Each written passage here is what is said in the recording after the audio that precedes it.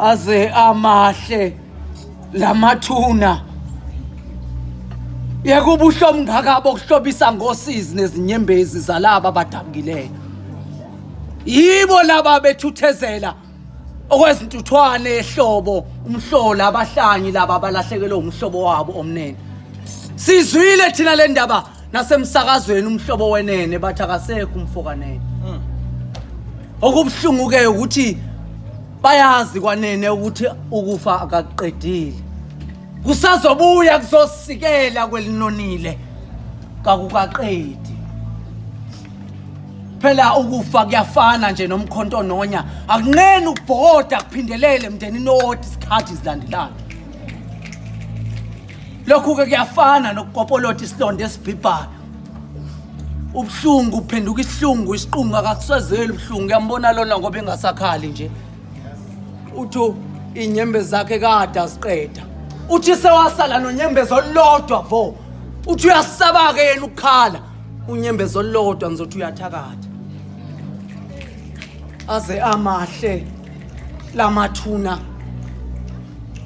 nobukhazikhazi benhlupheko obucushiswe eduze kwesibindi salamavaka okulala njengandlalelwe kulendle empintshana nakangaka hawu bakithi mlaliseni kahle lo mntwana uphumule nje kungani imbhekise phezulu uzophupha kabi lo mntwana buku uvale namehlo waqoqa nomcitho wakhe wathula unomphelo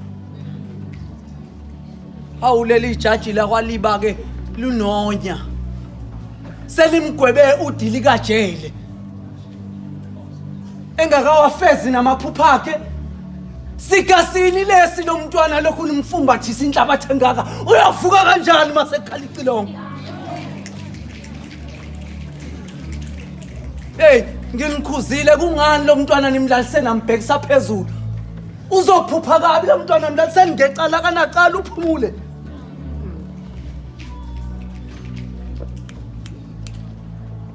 siyamazi umfana kaMfaniseni noma efele emanyaleni sondezeni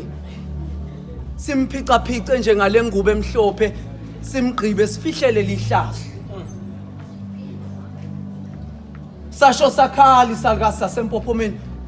saphakamisa isandla somncele sathi mzukulu sekukubike kulelizwe lanamhlanje asisavumelekile ukukhuluma iqiniso ngomuntu mayehambile sekuyisono